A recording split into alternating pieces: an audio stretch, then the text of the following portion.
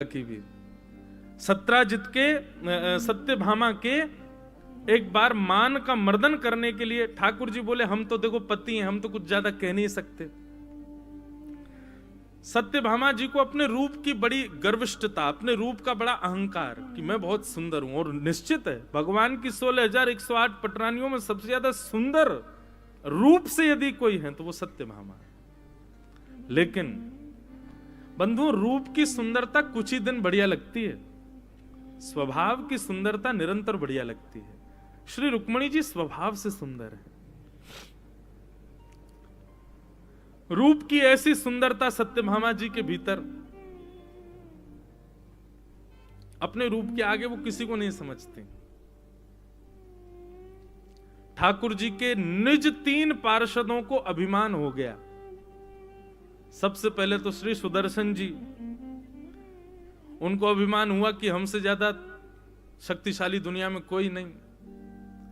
दूसरा अभिमान गरुण जी को हुआ कि हमसे तेज कोई नहीं चल सकता। और तीसरा अभिमान भगवान की पटरानी सत्यभामा को हुआ कि हमसे सुंदर कोई नहीं। और तीनों के मान का हनन करने के लिए ठाकुर जी ने हनुमान जी को बुलाया। जो मान का हनन करे, जो अभिमान दूर करे, वो श्री हनुमान जी। भगवान ने स्मरण किया, बोले देखो ये तीनों हमारे इतने सन्निकट रहते हैं कि हम कितना भी कहें सुनते नहीं। ये बात निश्चित है बंधुओं, आप जब जिसके बहुत सामीप्य में रहने लग जाते हो ना, वो आपकी गलती सुधारने का प्रयास करेगा तो भी नहीं सुधरोगे आप, क्योंकि अति सामीप्य में दोष होता है। कोई बाहर का व्यक्ति आकर के टोकेगा, समझाएगा, तभी सुधर पाओगे आप। ये प्रमाण है। ठाकुर जी बोले हम हैं तो द्वारिकाधीश, लेकिन अब इन तीनों को हम समझा नहीं सकते, समझते हैं नहीं। इसलिए अब किसी को ऐसे को बुलाया जाए जो इनके मान का हनन करे, इनके अभिमान को दूर करे। और मान का हनन करते हैं इसीलिए हनुमान जी को आमंत्रित किया द्वारिका। हनुमान जी महाराज द्वारिका आ गए। द्वारिका आकर के महाराज सुंदर वनों को उजाड़ने लगे, सुंदर वृक्षों को तोड़ने लगे, नारियल उखाड़ करके पीने लगे, केले के सुंदर वृक्षों को तोड़ करके केले खा जाएं, छिलका फेंक दें महाराज, फिसल के लोग गिर रहे हैं द्वारिका के। और कोई रोकने टोकने जावे तो वृक्ष उठा के फेंक दें हनुमान जी उसके ऊपर। सब दौड़े दौड़े गए स्वधर्मा सभा में। हे द्वारिकाधीश, एक बानर घुस आया है द्वारिका में, पूरी द्वारिका उजाड़ दी है उसने, आप कृपा करो। भगवान ने सुदर्शन चक्र से कहा आप जाइए, आप बड़े बलवान हैं, कोई बहुत शक्तिशाली बानर आया है, जाइए जाकर के उसको या तो बंदी बनाइए, नहीं तो अपने बल के आगे उसको शांत कर दीजिए। सुदर्शन जी कम नहीं है बंधुओं। सुदर्शन जी यदि अपने पे आ जाएं तो एक क्षण के अंदर पूरे समुद्र को सुखा सकते हैं, इतना तेज है सुदर्शन जी में। उनको सामान्य मत समझिए, ठाकुर जी के सुदर्शन सामान्य नहीं है। सुदर्शन जी बोले जी महाराज अभी जाता हूं, ये बानर तो मेरे बाएं हाथ का खेल, बाएं हाथ की इकन्नी उंगली का खेल, अभी जाता हूं। सुदर्शन जी महाराज जैसे ही गए, बोलो गंगा मैया की जय।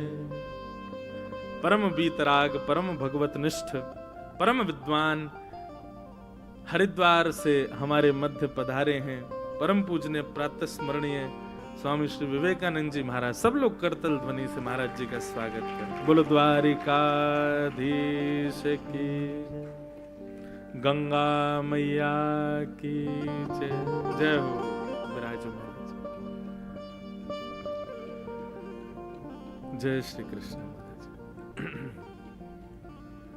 गंगा मैया तुम्हारी जय जय हो, गंगा मैया तुम्हारी जय जय हो, गंगा मैया तुम्हारी जय जय हो, मैया तुम्हारी जय जय हो, विष्णुपदी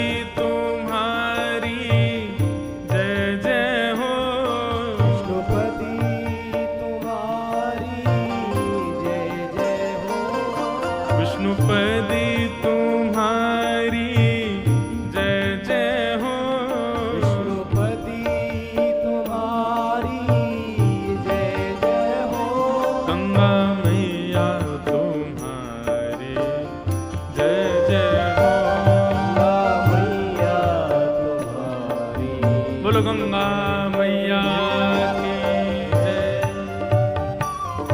देखो, हम ब्रजवासी यहाँ आए तो गोमती जी में यमुना जी का संगम हो गया, तो गोमती यमुना समुद्र संगम।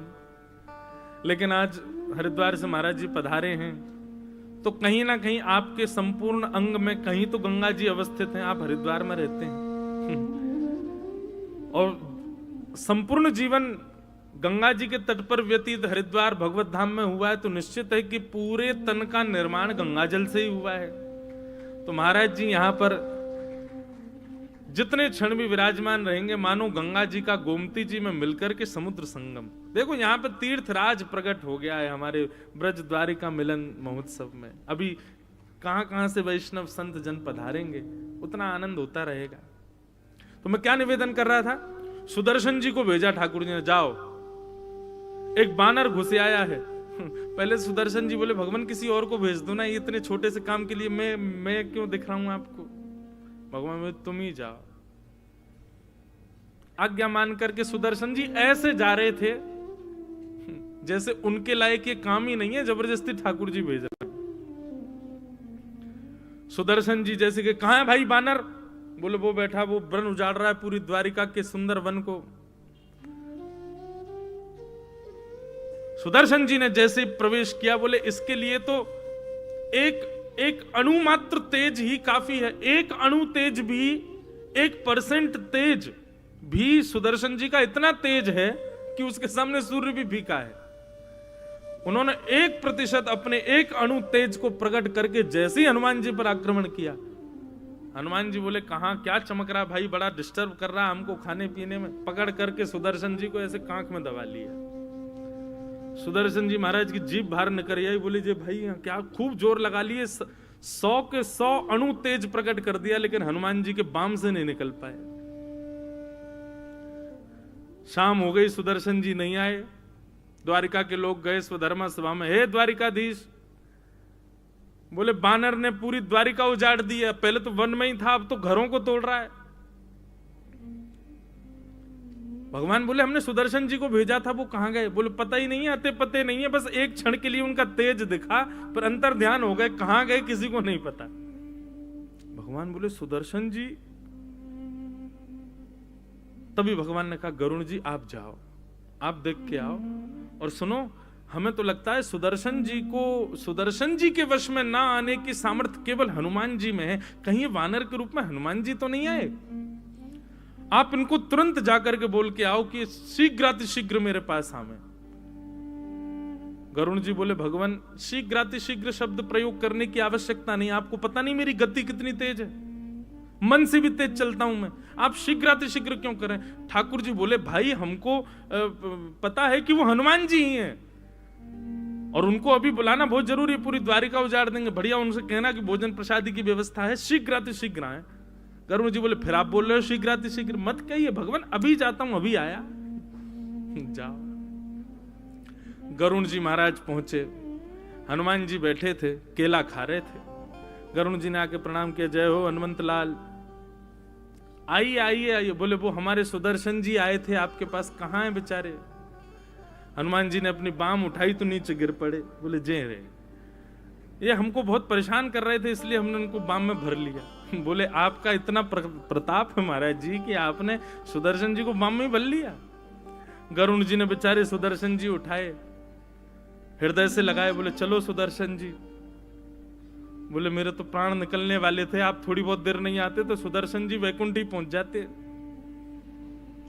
गरुड़ जी महाराज बोले भगवान आप द्वारिका धाम पधारे हैं, राघवेंद्र सरकार श्री कृष्ण रूप में द्वारिका में विराज रहे हैं, द्वापर चल रहा है, आपकी प्रतीक्षा में बैठे हैं, जल्दी पधारिए। हनुमान जी बोले आप पहुंचो, आपके पहुंचने से पहले पहुंच जाऊंगा। गरुड़ जी बोले क्या बताएं मां, भगवान कहते हैं शीघ्रातिशीघ्र, जे कह रहे हैं मुझसे पहले। अरे इनको पता नहीं है किसी को भी मेरी गति कितनी है, मैं मन से भी तेज चलता हूं। गरुड़ जी बोले नहीं मैं आपको लेने ही आया हूं, संगी चल दो, अभी पहुंचा दूंगा, आप पता नहीं कितनी देर में आओगे। बोले देर नहीं भाई, तुम पहुंचो, तुमसे पहले पहुंच जाएंगे हम। गरुड़ जी बोले ठीक है। जैसे गरुड़ जी उस बगीचे से निकले द्वारिकाधीश की सुधर्मा सभा के लिए, सुधर्मा स्वभाव में जाकर के गरुण जी कहना चाहते थे कि द्वारिकाधीश वे आ रहे हैं, ऐसा कहना चाहते ही थे कि भीतर जाके देखा तो द्वारिकाधीश के चरणों में श्री हनुमान जी महाराज बैठे, गरुण जी से भी पहले। पहला मान दूर हुआ श्री सुदर्शन जी का, दूसरा मान दूर हुआ श्री गरुण जी का, अब तीसरा मान क्या? सत्यभामा। हनुमान जी जब से आए तब से खड़े हैं और नेत्रों में अविरल अश्रुधार। भगवान बोले हनुमान जी समीप आ जाओ, पास आ जाओ, बैठ जाओ भैया, हृदय से लग जाओ। बोले नहीं, पहले मैं आपको प्रणाम करूंगा फिर हृदय से लगूंगा। ठाकुर जी बोले तो कर लो प्रणाम, तुमको आए हुए इतनी देर हो गई, ना प्रणाम कर रहे हो ना हृदय से लग रहे हो, बस रोए जा रहे हो।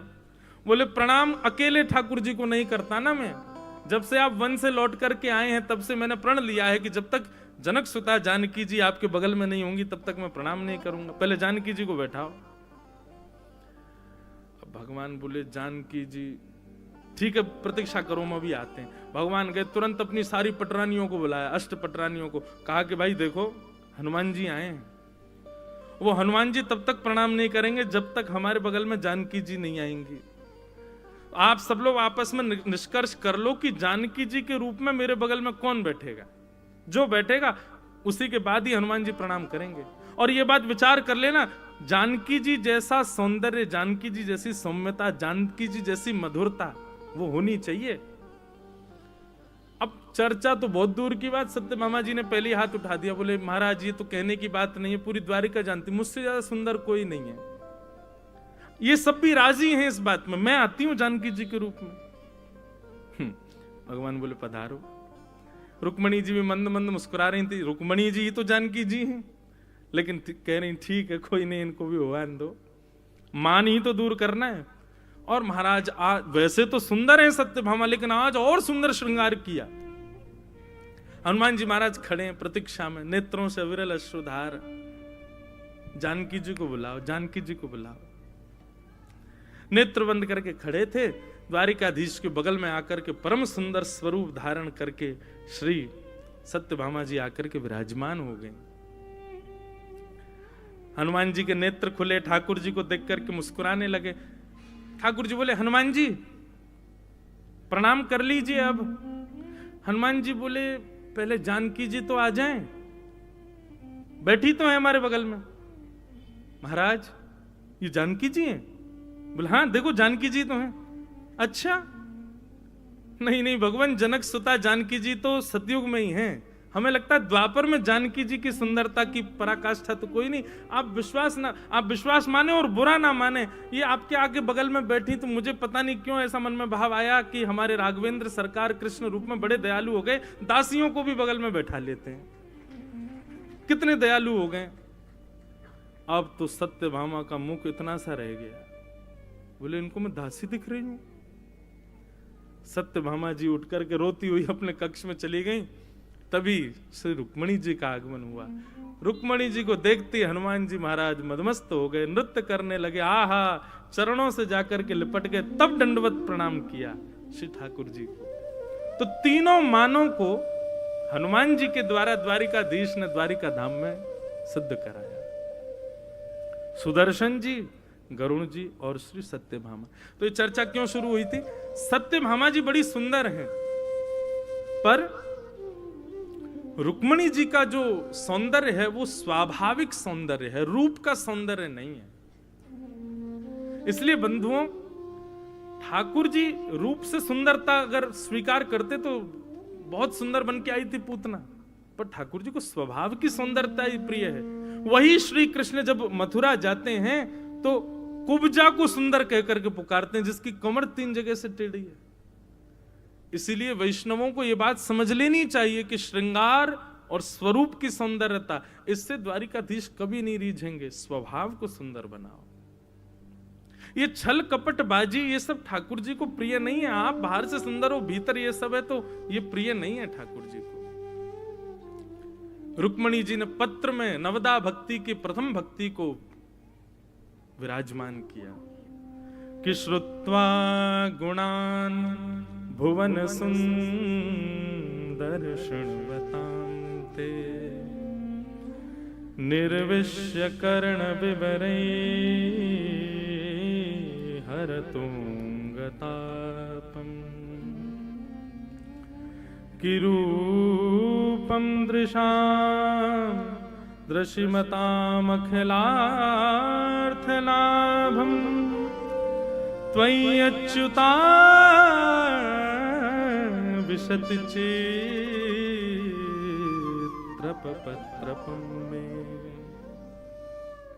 रुक्मणी जी कहती हैं, हे नाथ, मैंने आपको कभी देखा नहीं है, केवल और केवल आपको सुना है। एक संतजन कथा में बता रहे थे कि जब ब्राह्मण ने जाकर के द्वारिकाधीश को पत्र सुनाया, ठाकुर जी से कहा कि ठाकुर जी पत्र आया है, कौंडन्यपुर के महाराजा भीष्मक राजा की बेटी रुक्मणी जी ने पत्र भेजा है। तो भगवान बोले पत्र पढ़ के सुनाओ। तो जैसे ही ब्राह्मण देवता ने पत्र पढ़ना प्रारंभ किया तो प्रथम श्लोक सुनते ही, 7 श्लोक नहीं सुने द्वारिकाधीश ने, प्रथम श्लोक सुनते ही ठाकुर जी अपने आसन से खड़े हो गए और कहने लगे, लाओ लाओ भाई, रथ की व्यवस्था करो, सब व्यवस्था करो, चलो कौंडन्यपुर चलना है। तो ब्राह्मण देवता बोले, भगवान पूरा श्लोक तो सुन लीजिए, पूरे पत्र तो सुन लीजिए, 7 श्लोक हैं, अभी एक ही श्लोक हुआ है। ठाकुर जी बोले, वो सब सुनाते रहना, तुम मार्ग में चलते चलते सुनाते रहना। बोले, तुम आप कौंडन्यपुर जाने को तैयार हो गए, पहले समझ तो लीजिए कि रुक्मणी है कैसी। ठाकुर जी बोले, जो गुण हमको चाहिए वो गुण उनके प्रथम श्लोक में ही दिख गया। क्या है वो प्रथम गुण? कि रुक्मणी जी कह रही हैं कि मैंने आपको देखा नहीं, आपकी कथाएं सुनकर के आपसे प्रीति हुई है। ठाकुर जी कहते हैं, हे विप्र देवता, जिस वैष्णव को, जिस व्यक्ति को मेरी कथा में रति है, तो निश्चित है बाकी की भक्तियों में रति, बाकी के सदलक्षण और गुणों में रति उसकी होगी ही होगी। और नहीं भी कोई गुण होगा तो ये श्रवण भक्ति से वो गुण उसके भीतर आ जाएगा। एक प्रकार से ये कह दें, श्रवण भक्ति बंधुओं स्रोत है। यदि श्रवण भक्ति प्रारंभ हो गई, धीरे धीरे अपने आप सब भक्ति आ जाएंगी। आजकल क्या हो गया, यूथ के अंदर, समाज के अंदर थोड़ी भक्ति बड़ी है, लेकिन कई चीज की भक्ति बड़ी है, नाचने गावे की भक्ति बड़ी है, सजवे धजवे की भक्ति बड़ी है, अपने आप को भक्त दिखाने की भक्ति बड़ी है। लेकिन उन्हीं लोगों को कथा में ले आओ तो कथा में रुचि नहीं है। इस बात का प्रमाण है कि आपकी भक्ति जो है वो केवल और केवल लोक रंजन के लिए है, ठाकुर जी के रंजन के लिए नहीं है। ठाकुर जी की रंजन की भक्ति जब प्रारंभ होगी तो सबसे पहले आपके भीतर श्रवण भक्ति आएगी। श्रवण, रुक्मणी जी श्रवण भक्ति की आचार्या हैं। तो ठाकुर जी से कहती हैं, मैंने केवल आपको सुना है, आपको देखा नहीं है, और सुनकर के आपको अपना प्रियतम मान लिया है। श्रवण भक्ति का और लक्षण बताते हुए श्री रुक्मणी जी कहती हैं, हे नाथ, भले ही किसी ने आपको देखा ना हो, लेकिन आपके स्वरूप का वर्णन मात्र उसने सुन लिया हो तो निर्विश्य कर्ण विवरई हरतोंगतापम, अपने कानों से यदि आपकी भक्ति का श्रवण कर ले तो श्रवण मात्र से उसके हृदय के जितने भी ताप, संताप, पाप आदि व्याधि, जो भी कुछ उसके हृदय में आपकी मिलन में बाधा बन रहे हैं, आपकी श्रवण भक्ति से वो सब नष्ट हो जाएंगे। नाथ, श्रवण भक्ति की महत्व को भी श्री रुक्मणी जी बताती हैं। रूपम दृशाम दृशिमतामखिलार्थलाभम त्वय्यच्युता विशति चित्रपत्रपम में।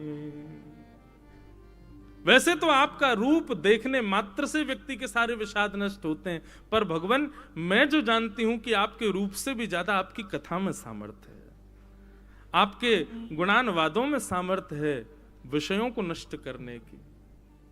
ठाकुर जी को रोज देखता था कौन? धृतराष्ट्र।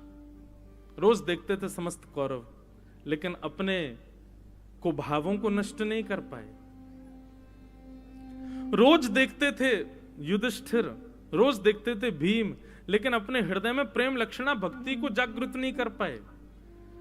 रोज देखता था अर्जुन, लेकिन उसके हृदय में भी प्रेम लक्षणा भक्ति कब प्रकट हुई? जब ठाकुर जी ने श्रवण कराया, जब गीता सुनाई, तब अर्जुन कहते हैं आप जो कहेंगे करिष्ये वचनम तब, आप जो कहेंगे मैं करूंगा नाथ। अब मुझे कोई संशय नहीं है। इसलिए भैया श्रवण भक्ति प्रधान भक्ति है। श्रवण भक्ति में रुचि जगाओ। और एक बात और, आप कहोगे कैसे रुचि जगाएं? प्रार्थना करो ठाकुर जी से, आपके चाहने से नहीं जगेगी। ठाकुर जी चाहेंगे तो ही श्रवण भक्ति में रुचि हो सकती है। और इस बात का भी प्रमाण, ये कोई मनमानी बातें नहीं है, इस बात का भी प्रमाण श्रीमद् भागवत में श्री सूत जी महाराज देते हैं कि ठाकुर जी की भक्ति, श्रवण भक्ति में, कथा में यदि रति है तो वह भी ठाकुर जी की इच्छा से ही हो सकती है। गोस्वामी तुलसीदास जी कहते हैं बिनु सत्संग विवेक न होई, और बिनु सत्संग विवेक न होई। फिर दूसरी बात, राम कृपा बिन सुलभ न सोई। ये बात तो सत्य है कि सत्संग के बिना भक्ति नहीं जगेगी, लेकिन यह भी सत्य है कि राम जी की कृपा के बिना सत्संग नहीं मिलेगा। और श्रीमद् भागवत में सूत जी महाराज क्या कहते हैं कि धर्म स्वनिष्ठितः पुंसां विश्वक्सेन कथासु यः नोत्पादयेदधिरतिं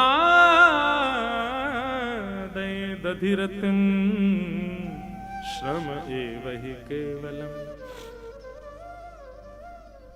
आप कितना भी अन्य साधनों को कर लीजिए, अन्य साधन मतलब कितना भी तीर्थ यात्रा कर लो, कितना भी गोमती सागर में स्नान कर लो, कितना भी गंगा सागर में स्नान कर लो, कितना भी आप त्रिवेणी संगम प्रयागराज के स्नान कर लीजिए, आप कितने भी कुंभ के शाही स्नान कर लीजिए, ठीक है, सबका महत्व अपनी जगह है। लेकिन इनके भी जो महत्व आप सुनते हैं, हर की पौड़ी पर स्नान का महत्व, ऋषिकेश में स्नान का महत्व, सागर में संगम में स्नान का महत्व, ये सारे महत्व भी तब फलीभूत होते हैं कब?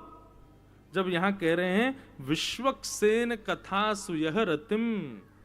यदि ठाकुर जी की कथा में आपकी रति हो रही है तो आपके समुद्र स्नान, नदी स्नान, तीर्थ यात्रा, शंकर जी पर बिल्वपत्र चढ़ाना, अलग अलग जगहों पर जाना, द्वारिकाधीश की ध्वजा अर्पित करना, 56 भोग के मनोरथ करना, ये सारे आपके तब फलीभूत माने जाएंगे कब? जब आपकी कथा में रति होगी।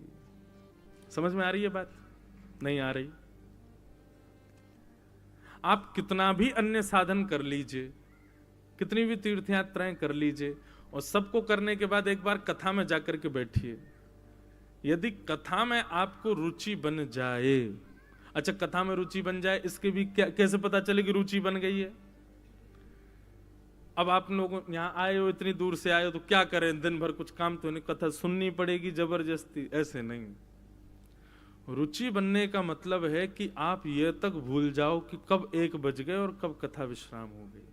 1 बजने पर आपके मन में आए कि अभी तो कथा अभी तो प्रारंभ ही हुई थी, इतनी जल्दी विश्राम भी हो गई। ये होता है कथा में रुचि बनना।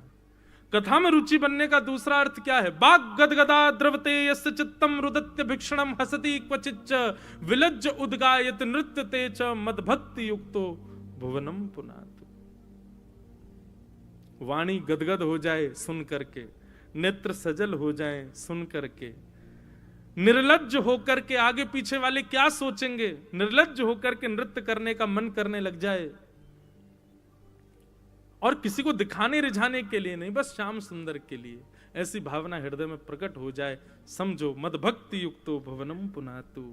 तब समझो कि आपके अंदर कथा के प्रति रति जगी है, और यही रति इस बात का प्रमाण है कि आपके अन्य सब साधन ठाकुर जी स्वीकार करते हैं।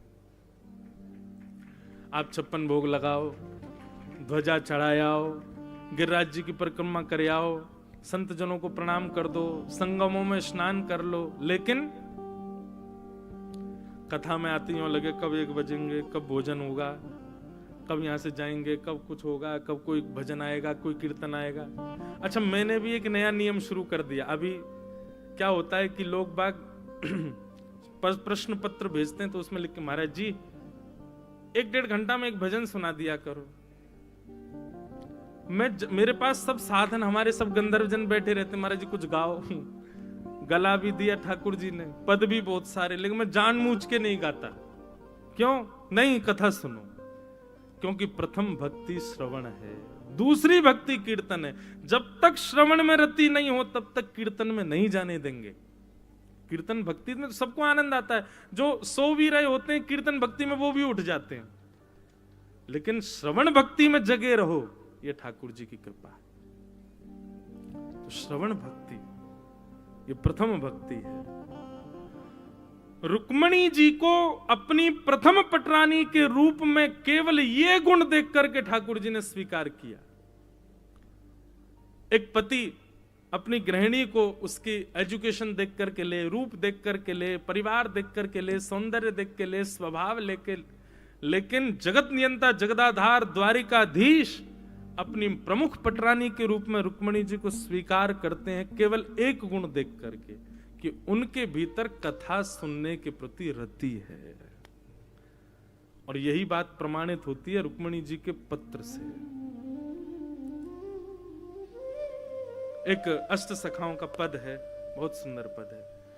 आप सबको द्वारिकाधीश के सामने जाकर के वो पद गाने चाहिए जो हम यहां गाते हैं। यह मांगू गोपी जन वल्लभ, यह मांगू गोपी जन वल्लभ। सब द्वारिका आए हो और ब्रज के प्रतिनिधि में आए हो आप लोग।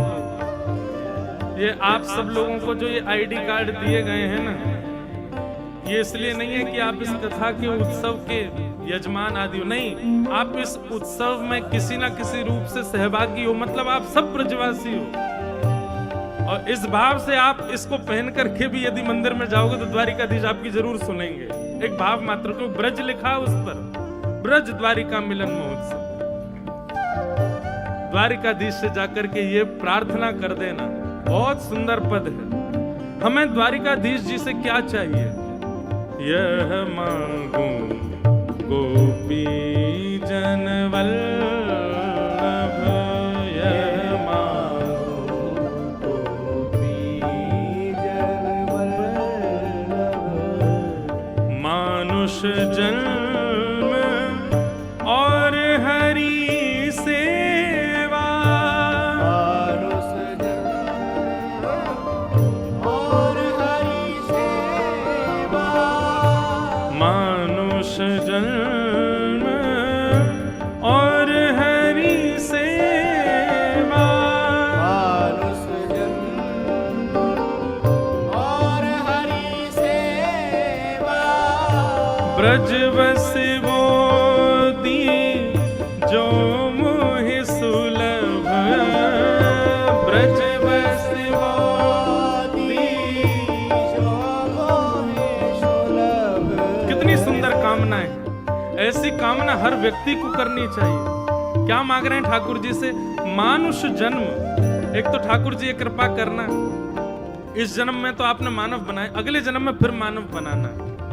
मानुष जन्म, लेकिन अगले जन्म में कुछ प्रायोरिटीज रखिएगा।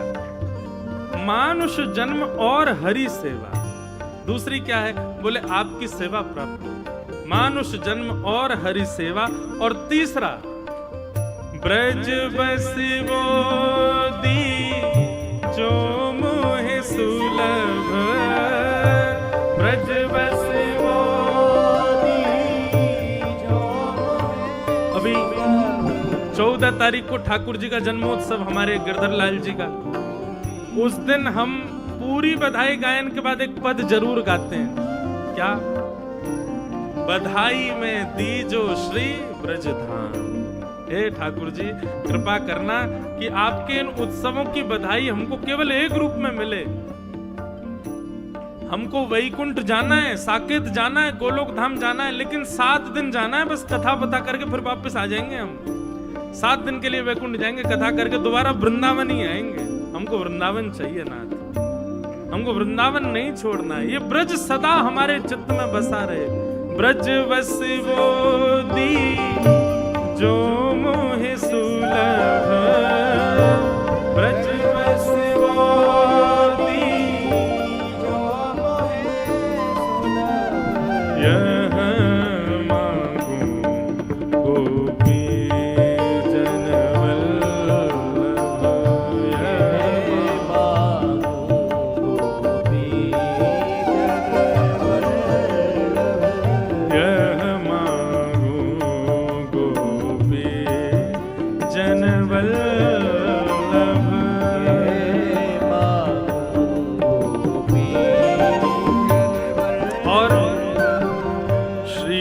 वल्लभ कुल को चेरो, श्री वल्लभ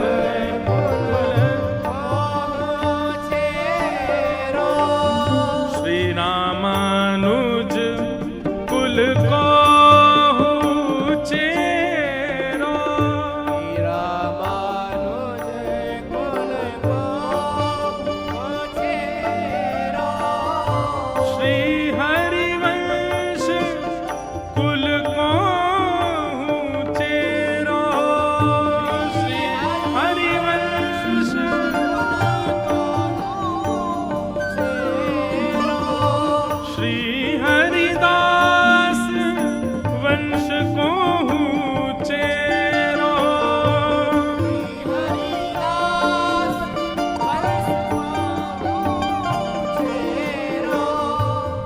ब्रजवासिन को दास कहाऊं, ब्रजवासिन को दास कहाऊं, हे ब्रजवासिन को दास कहाऊं, ब्रजवासिन को दास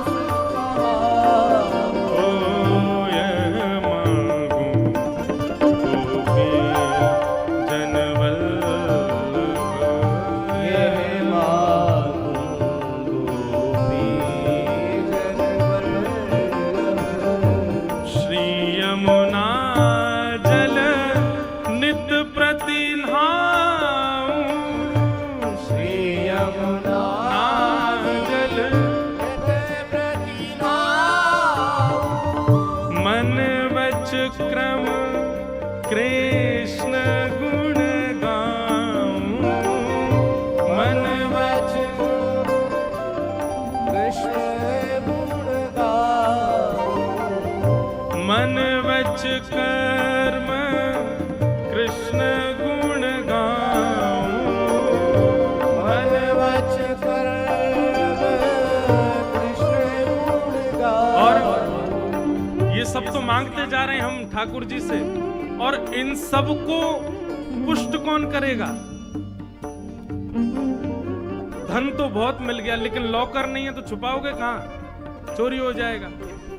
आपको ब्रज मिल गया, ब्रजवासियों की सेवा मिल गई, यमुना जी का स्नान मिल गया, ठाकुर जी की सेवा मिल गई, ये जितनी भी वस्तु हमने मांगी सब मिल गया, लेकिन लॉकर भी तो चाहिए। और लॉकर क्या है? श्री भागवत श्रवण सुनु नित, श्री भागवत श्रवण सुनो, श्री भागवत श्रवण सुनु नित, भागवत श्रवण सुनो। और फिर इन तज हित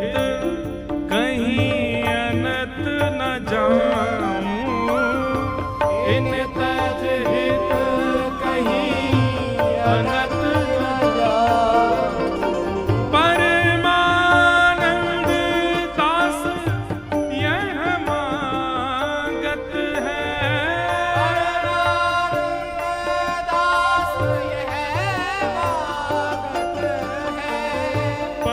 परमानंद दास यह मांगत है, परमानंद दास यह मांगत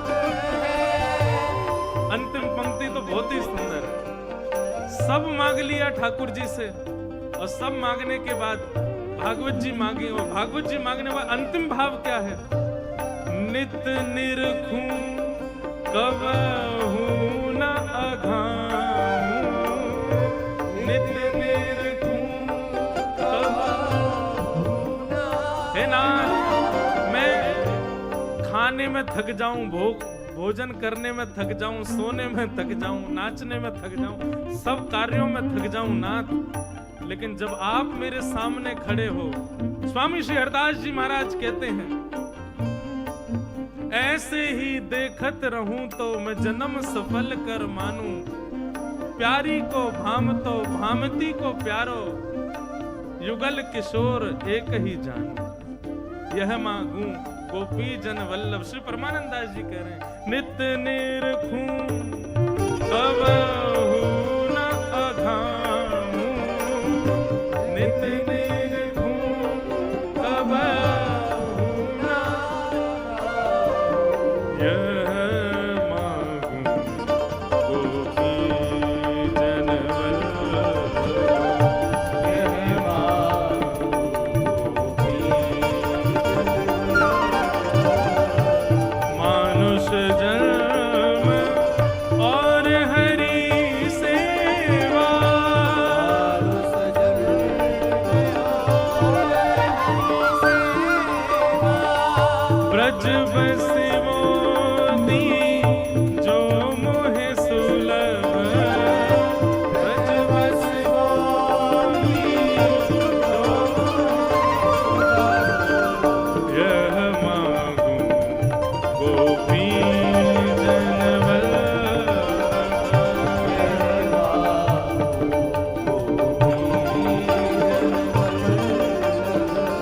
यह मांगू गोपी जन वल्लभ, यह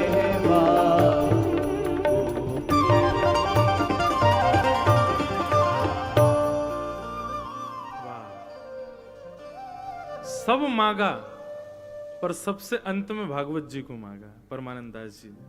क्यों? क्योंकि वो जानते हैं कि ये सारी भक्तियां जीवन में आएंगी, पर इनको स्थिर तो जीवन में भागवत जी ही कर सकती हैं। बंधुओं, सब, चाहे आप किसी भी संप्रदाय से हो, किसी भी मत से हो, किसी भी भाव से हो, सब जगह भागवत जी प्रधान है, कथा प्रधान है। कथा की प्रधानता इसलिए विशेष है क्योंकि जैसा कि अभी एक भाव आया ना, हम कथा सोच के नहीं करता, मैं जो मन में भाव आता बोल देता हूं। अब मन में भाव आया, लॉकर है, ये सारे धन हैं, ठाकुर जी की सेवा करना, नाम जप करना, तिलक करना, वैष्णव भाव रखना, संतों की सेवा करना, ये सारे धन हैं और इनका लॉकर है श्रीमद् भागवत जी। यदि भागवत जी जीवन में होंगी तो सब व्यवस्थित होता रहेगा, इकट्ठा होता रहेगा।